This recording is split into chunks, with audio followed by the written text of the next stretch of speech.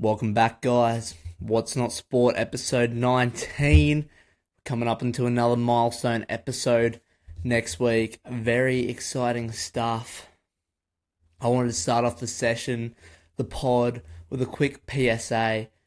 As I've said in previous episodes, if there is someone that would like to reach out to the What's Not Sport team and join me as a co-host, someone that does have ball knowledge, sport knowledge, please reach out. I would I would love to have a co-host. On the other point, if you are an athlete or someone who would like to be interviewed on the What's Not Sport podcast, please put your hand up, hit me up, slide into the DMs, and we'll make it happen. But yes, welcome back. It's episode 19. I'm your host, Wilbur O'Connor. Look, what did I say? In Billy we trust. You Blues fans all thought wrong. Billy. In Billy we trust. We'll get to Origin at the end of the episode, so usual, run through the AFL, my tipping, and then tips for next week, go through the NRL, break down the games to a degree, and then, talk a bit of Origin to finish up. So I'm really, really happy with the Origin game. Obviously, would have liked it to be better, but Queensland kept their spirits alive. But let's kick it off. Before we get into the AFL, I just want a quick shout out to Gout Gout. Today, he just broke the Australian record for the 200 metre. Again, it's not his first time breaking that record, and he ran it in 20.02 seconds. So, pretty quick if you ask me. So, hats off to Gout Gout. Okay, now, just wanted to mention that little thing because it's very interesting watching him grow as an athlete, 17 years old, doing incredible things already. So can't wait to see him and what he does in the future and how he becomes a world and Olympic champion. Let's move on. AFL. Right, not my best week, not my worst week of AFL tipping. Let's go through the round. We had Fremantle, Essendon, Geelong, Brisbane, Carlton, North Melbourne, Port, Sydney, Collingwood, St Kilda, GWS, Gold Coast, and Western Bulldogs versus Richmond. In the Freo Essendon game, I had Freo, so tick that one off the box. There's number one there. Geelong versus Brisbane. Back to Brizzy boys. That's two right there. And then the tips start to go away from me. So Carlton, North Melbourne. I thought Carlton would get the win. Obviously they didn't. So that's my first one wrong. We then had Port Adelaide versus Sydney. I tipped Port, thinking they were in alright form.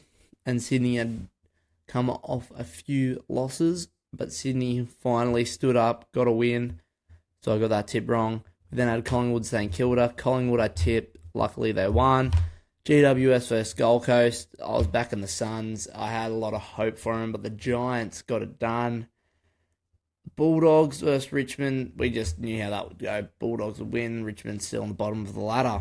So, tips, 4 out of 7. Better than 50%. So, not too bad.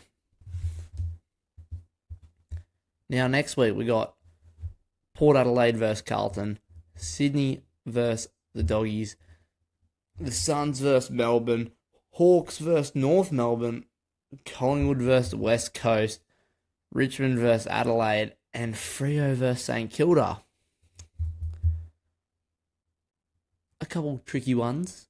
Look, for the first game, Port versus Carlton, both coming off losses. I would back Port, but I'm just feeling something from Carlton this week. So the Blues got my tip there. Sydney versus Bulldogs. I'm going to back the Bulldogs there. Both coming off wins. But the Bulldogs, I believe, have been in good form. Gold Coast versus Melbourne. Look, I don't want to go past the Gold Coast Suns, and I won't. I'll back the Suns. I've got faith in the team from Queensland. Hawks versus North Melbourne. We know where this is going. I'm backing the Hawks all the way. North Melbourne, they did win last week, which I would have thought Carlton would have won that one. But it is what it is. So backing the Hawks there. Collingwood West Coast. I'm backing Collingwood. Richmond versus Adelaide. I'm going to back Adelaide. Don't really need to explain too much there. And Freo versus St Kilda. I'm going to back Freo. They look like they're going on a decent run at the moment. Now that's all AFL done. Let's move on to NRL. Yes, this podcast is moving a bit quicker.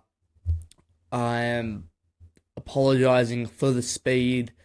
Got to pump out a quick one this week. But at the end of the podcast, I will ask a question on how we want to progress in the future.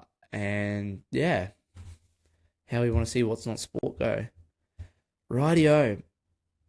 In the NRL, we had another bye round, but it was only 3 teams off so it's after Origin, so most players are back. We had Tigers versus Raiders, Wars versus Penrith, Dolphins versus Knights, Rabbitohs versus Storm, Broncos versus Sharks, Roosters versus Cowboys, and Eels versus Titans. We'll go through my tips and then we'll break down each game as they go on. So West Tigers versus Raiders. I'd back my team, the boys in green, to get the win, and they did. It was a close one. It was a great first half from the Green Machine. Jed Stewart, Ricky Stewart's son, was on debut on the wing. Got a try on his debut, so pretty special, I would say. Really interesting with that fact. It was round 16 and scored his first try round 16. You know who else scored his first try in round 16? Ricky Stewart. So, pretty cool stuff there, in my opinion. But yeah, the Raiders game, they got the win. It was a sloppy back half. They let the Tigers catch up a little bit. I believe the score was 12-16. Could be wrong on that. I apologise if I am. I'll pull it up.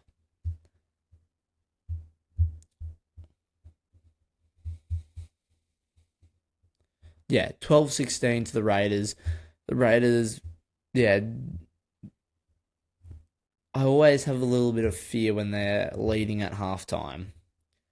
We know what happened against Doggies, and we won't repeat what happened with the Doggies. But yeah, the Tigers definitely showed some good form in that back half. And look, I know I'm biased to the Raiders, but I genuinely think they are the best team in the comp at the moment. I think we're yet to see that the Bulldogs are going to fall a little bit before the finals. We've got about 10 more weeks left of footy.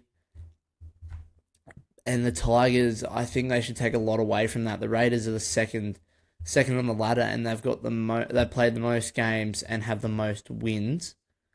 So you got to take that into account, and Tigers fans take confidence away from that. Warriors versus Panthers. It was the next game. I had the Wars tipped. Third on the ladder, I'm thinking they can get it done. They'll get it done, the Wars. There's no big three from Penrith. No Yo, no Edwards, and no Cleary. They weren't able to get back from Origin from Perth to New Zealand to play.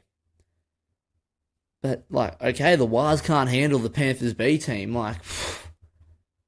What's the go with that? You don't have. Oh, it just did my head in. Those 3 boys that have missed out because of Origin, they're some of the best players in the comp. And you're not playing against them. You're playing against almost the B side of Penrith, and the Wires still couldn't get it done. They're third on the ladder, so that's bumped up Penrith to 8th on the ladder, where about 4 weeks ago they were sitting in 17th, which I find ridiculous. That it shows how tight the comp is at the moment. I mentioned this heavily last week. The comp at the moment is so incredibly tight that the fact in 3 or 4 rounds you can jump from 17th in last all the way up into the top 8. Now, I'm still going to back it. Penrith won't make the top 8. I'm staying strong on that now. Next week, I will do my final predicted ladder for the NRL season. I did one at the start, and I'll do one with 10 rounds to go. So, I think it's really... It's hard to... I don't know what to take off from it. Like, with that, we were going Penrith bottom, and then they've come to the back half. I don't think we'll see them in the finals, in my opinion. But it's just such tight competition. Anyway, let's move on from that. Dolphins versus Knights over in Perth. Newcastle Knights, I hate you. Why did you have to win that game? I understand why you had to win, but the Fins up. The Dolphins have been... I was having this discussion the other day. The Dolphins have been dominant the last 3 rounds before this one we just had, and they've scored over 150 points or something like that. I mentioned this last week.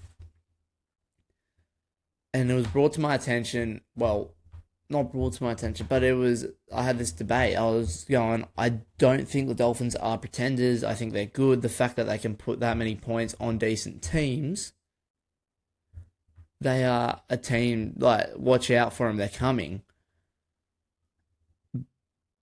But at the start of the season, they had 4 losses in a row, which is not a good start at all. So maybe teams haven't been preparing for a Dolphins side that's dropped 50 points 3 weeks in a row, or whatever it was, in a total of 150 points. They might be under-preparing and just not thinking about the Dolphins. But at the same time, the Knights just got back Dominic Young from the Roosters, so it was his first game back in Newcastle. And then, not just that, the return of Bradman Best. He's a scary man, and he's doing good things for the Knights. And I think together, 2 of those key players that slot so well into the Knights' backline would have helped with an advantage at, a lot. But I still don't think the Knights... I don't think that makes the Knights a superstar team that should be beating a team that has put 150 points plus on 3 teams in the last 4 rounds. Also, a factor of the loss could have also been the fact that Jack Bostock, that was really loud.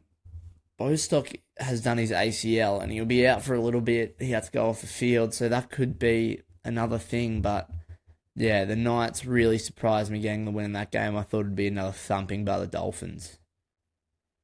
Let's move on. Rabbitohs versus Storm.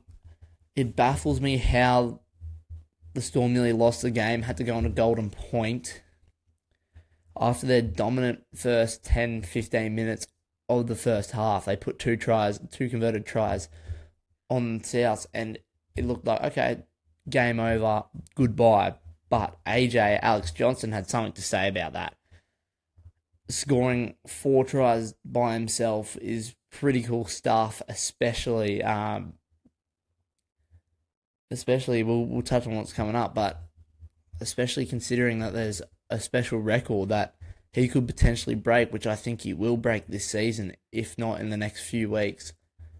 But yes, errors were the Storm's worst enemy. A lot of like Paps dropping the ball, and you're going, what the hell, you're one of the best fullbacks in the game. Why is that happening? But even though they did get the win, they won't be taking that as a win. And even though the Bunnies lost, I said this about Tigers, but the Bunnies going into Golden Point to only narrowly lose against the Storm, one of the best team in the comp in the last decade, 2 decades, like as in consistency.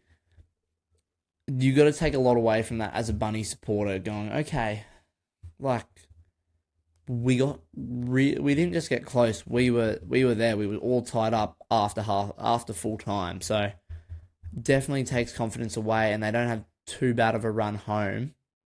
The only team I'd say has probably got a better run home is the Raiders. Minor premiership. Sorry, something caught in my throat. But yeah, I think there's a lot to take away on that. I really want to touch on Alex Johnson, AJ.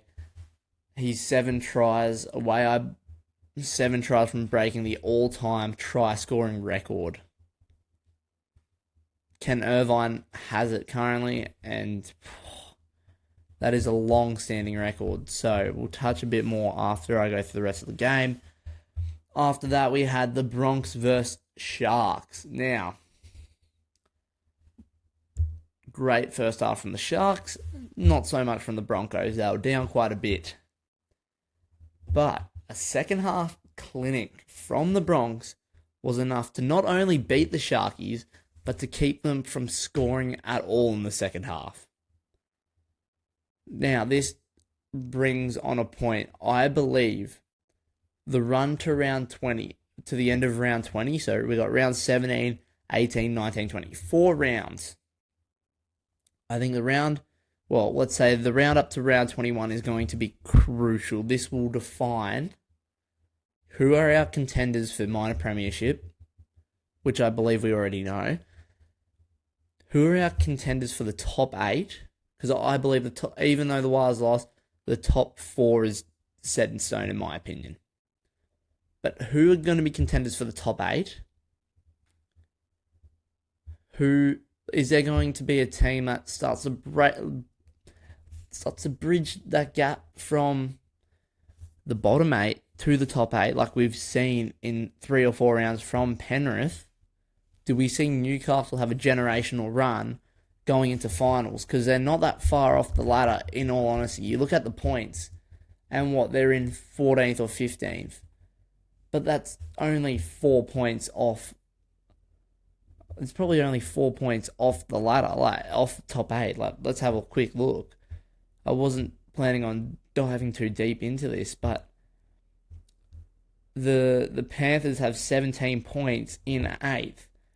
Newcastle's got 14 points in 13th. Like, that's only 3 points off. That's what I mean. That's not even 2 wins. That's a win and a draw. Like, if Penrith have 2 bad games and the Knights have 2 good games, bang, that boosts them up. But then also, you know who's also got 16 points? Well, who's in 9th to 11th has 16 points? Dolphins, Seagulls, Dragons, and then 15 points, Cowboys, and then you go Knights, West Tigers, Eels, and the Bunnies, all on 14 points. Like, I know this is ridiculous. I just said I think the Bunnies are going to get in top 8, and they're sitting 16th, but I 100% believe they will get into the top 8. But I think the next 4 games for each team, next 4 rounds, including what happens in those Origin buys and things, like if you're a Raiders fan, you're going, sweet. The next 4 rounds, we've got 2 games, a bye, and then, like, I want to get too deep into it, but you're going, okay, the next few rounds, the back end of the season is looking great for us. But the Cowboys are staring down a barrel. They were sitting in 6th or 7th last week or the week before. After 2 massive losses, like we won't get ahead of ourselves. I'm not done with the recap. We can have this debate in a second, but I just think it's going to be crucial. So yeah, back to the Broncos versus Sharks. It was great, the second half from the Bronx, keeping the Sharks scoreless. A lot of errors from the Sharks and just, I believe, just weak defense.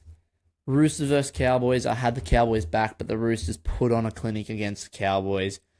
Like, where do I start? Like, last 2 games, they've conceded over 100 points.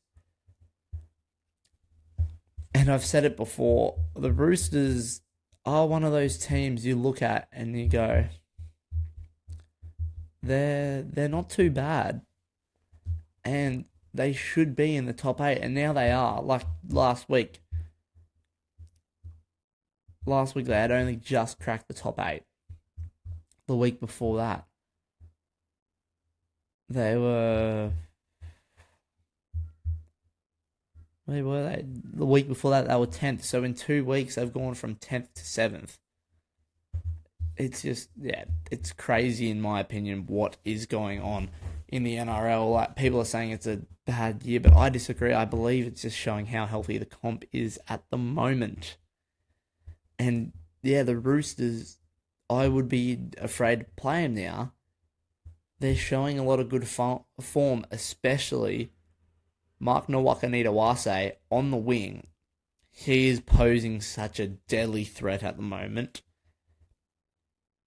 And he's like almost an unstoppable beast. I would not want to come and face him in finals, but yes. We'll move on to the next team, or next game. The final game of the round was Eels versus Titans. I thought the Titans would get it, and there were glimmers of hope. Clearly not. They didn't. Parrot took it home. They took home the mid-season spoon bowl, as I'd like to call it. But it was really interesting in my opinion, because you look at it and you're going, yeah, the Titans were in this, and then Para ran away with it in the last 10 minutes. But it was actually a pretty close game for the majority of it, but the Titans just didn't have that last 20 minutes, which they're slightly improving. It would be they're good for the first 30, and then they'll just crash hard. But yes, I've really talked about how the next 4 rounds will be crucial in footy. Look quickly, yes, 7 games, I only got 3 right, below 50%. I haven't fallen under 50% for a while now in our NRL recaps. Sorry, a little drink break. So that was disappointing, but I feel like there were a few upsets, like the Wars not winning and the Dolphins not winning, in my opinion, are upsets. But not much else I can say about that. Like, I also mentioned earlier how Alex Johnson is edging so close to that try-scoring record.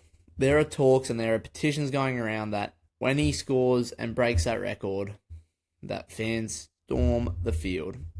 I'm 100% all for it. I think it's great for the game. And yeah, like, it's pretty cool. Like, jeez. What a record to break. Now, I've talked a lot NRL. I've probably talked the last 18 minutes NRL. Let's keep going with it. We got next round. Okay, back to a 4 round. First up, we got Panthers versus Doggies. Manly versus Tigers. The Knights versus Raiders. Broncos versus Wars. Dragons versus Eels. The Finns versus the Bunnies. The Storm versus Sharks. And the Titans versus Cowboys. Now, Penrith versus Doggies. I am still yet, as I said, I'm still yet to find out if I believe the Doggies are pretenders or not. And the same with Penrith. If they want to prove that they're going to be in the top 8 to me, they got to win this game. I'm backing Penrith because if Panthers beat the Dogs, and maybe if the Raiders get the win, the Raiders will take the top of the table. I'm not saying I'm going for Penrith, but they're definitely getting my tip. Manly versus Tigers. I think Manly fans, I just don't know what to say about you guys. Manly's just, I feel like they're just in this lull and they're they're nowhere, like almost. And I think it sounds wrong. And now with a shift of Tommy Turbo going into the centres, I don't know how that feels, and I don't think he's too happy about it. But I think after the West Tigers game against the Raiders, where they had such a great back half, I'm going to back the Tigers to beat Manly. But it'll be a close game. I reckon that'll be a very close game. Knights versus Raiders. Obviously, I'm backing the Raiders. Can't do that. I just think it'll be very interesting seeing the boys line up to go against Bradman Best. That'll be interesting because Bradman Best is a beast, but nothing the Raiders can't handle. Like the Knights, they're still. I know I say that the ladder is close, but they're still sitting 14th. And you go, okay, let's compare this though. I'm going the ladder at the moment. Just having a quick look. Knights are in 13th on 14 points. The Raiders have 6 more wins than them. Or even, the Raiders have 12 wins while the Knights only have 6. Like, I don't want to say I'm feeling confident, but yes, like, that top 4 has really broken away from the rest of the comp compared to everyone else. It's literally the top 4 and then 6 to 17th, honestly, is still all contenders, in my opinion. But what do I know? I'm just a guy with a mic that has a podcast.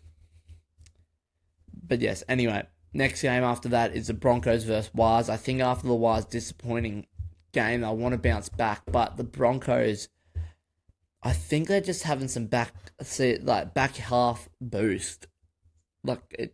And it'd be pretty, for Broncos fans, all that, stuff. I'm sure you'd be happy to see him get a win. I think the Broncos need a good game. It would be really interesting to see what happens because they do have quite a few Queenslanders in their team. Jesse Arthurs and Reece Walsh, I know, both want to crack Origin. And maybe this game will be the pivotal game where they could get selected by Billy. We'll touch on that next week, but I'm going to back the Broncos here. I feel being home at Suncorp, they're on a little bit of a roll. The Waz have just got a loss. Let's see what happens. But yeah, backing the Broncos. Dragons versus Para. I'm going to pick Dragons there, but I'm not going to expect too much. Para could just get up like that. Who knows? But yeah, I'm going to back the Dragons though. Dolphins versus Rabbitohs. I love the Finns, and I've been singing their praises. But after getting beaten by Newcastle, and they would be lacking confidence after that game. The Bunnies, even though they didn't get the win, I said they will be taking a lot of confidence from that game. With Alex Johnson on a mission at the moment, and no Jack Bostock for the Dolphins, I'm going to tip the Bunnies to get the win there. Pains my soul a little bit because I got a soft spot for the Finns, but yeah. Storm versus Sharks, that's an easy one. Sharks already beat Storm earlier in the season, but Storm will be fired up after that. They'll call that game that they won, they'll call it a bad game. And yes, the Sharks just had a bad game against the Bronx, but it's hard to go past the Storm. I'm not going past the Storm. The Storm are going to win that. And then Titans versus Cowboys. The Cowboys, after conceding 100 points in the last 2 games, I'm backing the Titans. It could be just a lot. It's a bit of a long shot, but I'm going to back them. And yeah, that's my tipping. Let's quickly speedrun Origin. I'm going way longer than what I probably wanted to finish up about now, but I still want to talk a bit more, so we will. So, Origin. In Billy we trust. I told you all, Billy is a mastermind, and he got it done. I would like to thank the best player on Queensland team, Zach Lomax. Sorry, I mean Cam Munster. But yes, Lomax fix your kicking if you want to win Origin. Simple as that. Queensland's first half was amazing. Second half was horrible, but it was a great comeback from New South Wales, and they would have got the job done if Lomax could have kicked. Yes. I want to talk about the penalty count really quickly. I know everyone's going, okay, the penalty count was 8-0 at halftime. Yes, it was. And everyone says, yes, let the ref put the whistle in his back pocket and let it play. But only to an extent Ashley Klein can let that happen. New South Wales, as soon as they keep repeating stuff and giving away high contacts, things like that, he's got to blow the whistle and he's got to play. And the moment that they do it multiple times, and then also consider the fact that you had 2 players on report in the first half, I believe someone should have got sin binned after that. 2 reports is pretty just come on, you got to sin bin one. But you're going, okay, we're doing illegal plays. We've got 2 people on report. Of course the ref is going to nitpick every 50-50 he can with you guys in it. And of course it's not going to go that way, because you look at it and you go, okay, these guys aren't trying to play fair. They're making all these wrong plays, illegal plays, and people on report. The 50-50s are obviously going to go to the team that hadn't got a penalty, that hadn't given away a penalty, I should say. Think about it like that. If you're going to do something wrong and do it multiple times, and the first couple times they let it slide, but the moment you get picked up for doing it and then you do it again, you're going to get in trouble every single time you do it. And of course, the ref is going to focus on the team that keeps on doing it. I'm not saying Queensland's perfect and the 50-50 choices should have always gone to Queensland. No, I am saying the fact that, of course, a ref is going to go, okay, they're doing this wrong. I've given them some lenience, and now I've had to blow the whistle, and they're still going. They're still doing wrong things. They're still doing illegal plays and things like that. And of course, when it comes to 50-50 calls, he's going, well, I'm not giving it to the team that has done 8 wrong plays compared to the team that has done 0. That's all I'm saying. You can debate me on that. But also, let's also have a think about how 6 of the 8 set restarts, I believe it was to New South Wales. We only had 2 set restarts and we scored a try off it. And it was in the same play. That same thing, you look at the set restarts. Queensland were making errors inside the 10. Maybe they let it go once or twice, but bang, as soon as it happened, ruck infringement. They do it multiple times. They're getting picked up on it every single time. They got to clean up their act. That's what I'm trying to explain. Of course, when you're doing something wrong and you're doing it multiple times, it's going to get picked up by a ref, especially in Origin, because it gets to a point where it goes, you can't be doing. He has to take the whistle out of his back pocket and he has to blow it. And then he sees you do the same thing again. He's going, well, I've just pinned you for doing that. I got to pin it again so we can clean up this game. But that's that. I also want to shout out Harry Grant, probably one of the best Queenslanders in that game. And I think this is a key stat of the game that helped show Queensland's win. Harry Grant got 55 tackles, made 55 tackles, and he was a top, had the most tackles for Queensland, where New South Wales' top tackler, Payne Haas, only had 35. So Harry Grant had 20 more tackles. I thought bringing Kurt Capewell, I said it could happen as long as he doesn't miss his tackles. He missed only 2, I believe. And he had a great game, scored a try, and maybe potentially saved his Origin career and could be going again in Game 3. Cam Munster had a great start to his captaincy, getting a win. That's what you want. You don't want to go into it. You don't want to be given the captaincy and then going and getting a loss. I think the fact that I thought Kurt or Harry should have got man of the match, or even Brian Toto, but I feel like you're not going to give the man of the match to a losing team unless something controversial happens. But I understand why he got it, and because you've lost a game, you've dropped your captain, you're now made captain, the pressure's on you, you score a try, you have some good plays. Yes, there was some errors, but you made risky plays in order to try and get the win for your team, and you did stuff for the team. But yeah, I couldn't complain about him getting the man of the match. And also, I can't wait for the decider in Sydney. I wish I was going down. If someone wants to fly me down and cover it on the pod, hit me up, but I don't think that'll happen. But yeah, honestly, I love footy. And yeah, I said it earlier. If someone wants to be co-host, please let me know. DMs, email, whatever. Talk to me. Call me. Now, I also wanted to discuss, how would you guys feel 2 pods a week? So maybe 2 20-minute podcasts, maybe 130, 120, whatever it is, and then one focus that comes out on a Monday morning straight after, Monday morning or Monday midday after the last round of footy. Last game of the round in the NRL.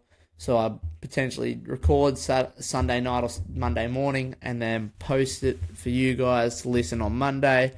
And then when team lists come out, I do another one that drops on Thursday morning, so you can get your tips the morning of the start of the round. And then obviously I would do a special podcast for Origin and things like that. But let me know what you think.